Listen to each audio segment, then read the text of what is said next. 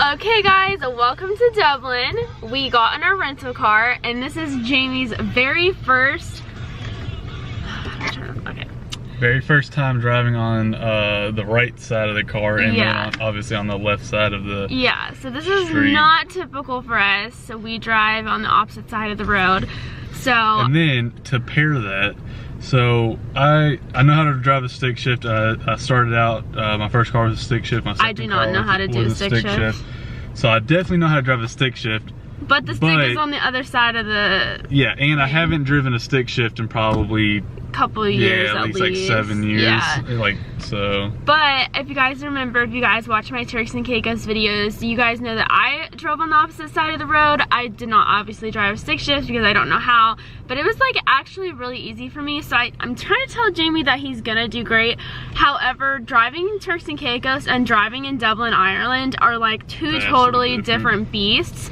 So I figured I would videotape his first experience driving on the opposite road while we're on our way to the hotel. So wish him luck.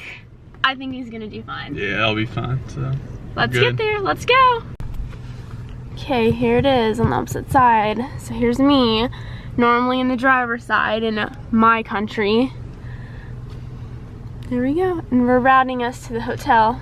The internet service here underneath this car park is like not that good. Yeah, so but yeah, so we're excited. Okay, let's go. It's time to go. Are you ready? Nervous. Does it tell you where you're going? Yeah. Just remember, like, I don't know if you guys remember my video when I did it, but that girl told me to the left, like sing that Beyonce song, and I told Jamie that he just needs to remember that. Like, as silly as it is, it really makes a difference. I also want to mention, if you guys do decide to rent a car in Ireland, which I highly suggest to do because I basically hear it's the only way to get around, but if you do know how to stick shift, it's significantly less money to rent a stick shift manual car rather than an automatic, because that's like all they drive here. So automatic is a little bit more exotic. So if you can drive a manual, or if someone you know can drive a manual, I highly suggest. But yeah, just remember that if you guys do decide to rent a car, try to get stick shift if you're able to. How are you feeling? Nervous, but we're good. Green light, apparently. In a quarter mile, at the roundabout, take the second exit onto M1. I guess I need to get in that lane.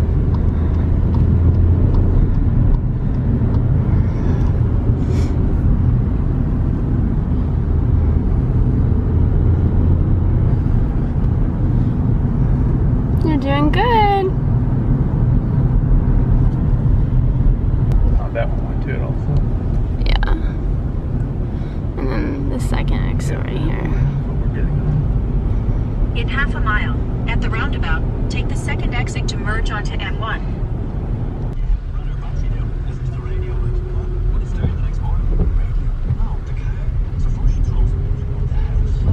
Turn left onto Wicklow Street. It's getting a little crazier when we get downtown, guys.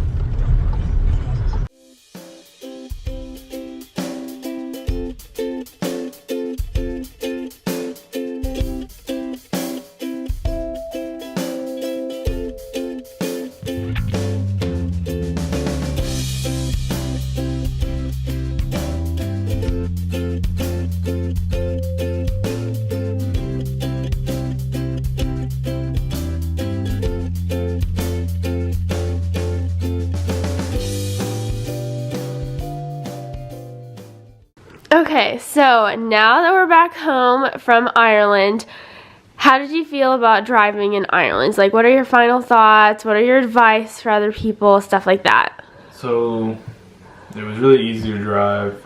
You got used to it I got used to it really quickly. I guess my advice would be give yourself some time to get into it. Don't feel pressured to go like faster than you feel comfortable or anything like that.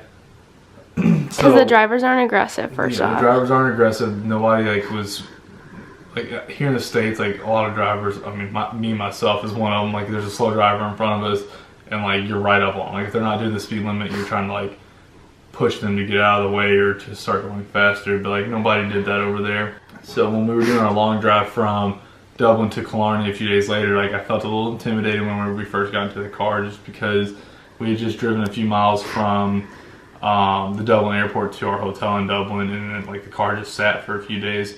So I didn't have that good of experience. But once we got on the road for maybe like 30 minutes and we were on the motorway, you know, just cruising, it was fine. Like I had the hang of it at that point and there were no issues. You just have to give it time, and give it time, take your time. Yeah, and don't feel like you're in a rush or anything. Like if someone wants to go around you, they'll go around you, and it's not an aggressive thing. They just, you know, if you're going too slow, they'll just pass you.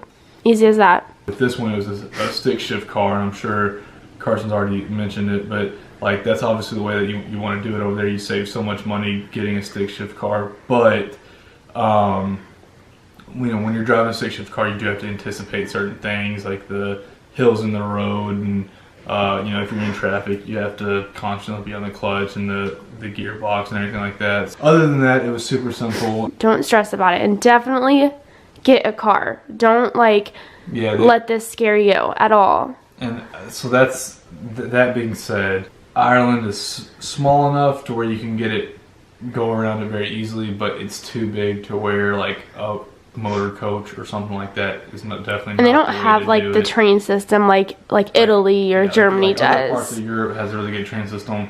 Ireland does not. There are buses that can take you different places, but that's just not the way to do it. I mean, yeah, you want to be able to get out. Like we just got out whenever we wanted to take a picture or to look at something. And use restroom. You can stop somewhere. You see a nice little restaurant or cafe. Yeah. You can stop there. Oh well. Anyway, if you guys like this video, give it a big thumbs up. And thanks for watching, and I'll see you guys in my next video. Bye, and happy travels. Hey. What are you doing?